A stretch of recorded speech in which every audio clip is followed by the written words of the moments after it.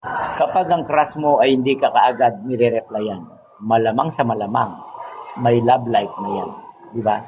Sa love life, masasabi mong ikay isang sawi kung kinikilig ka na lamang kapag umiihi. Di ba?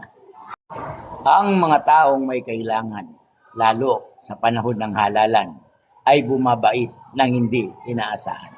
Di ba? Ang babaeng mabait napupunta sa langit. Ang babaeng masungit napupunta sa pangit. Kung talagang maganda ang mukha mo, yay walang pinipiling anggulo. Pwede kang mag-I love you kahit hindi ka naka-side view. Di ba? Iha, parang basketball player ang mga lalaking nagpapakyut. Talagang mga agaw yan at bubulayin ka para makashoot. Okay lang daw lumambig ang pagkain.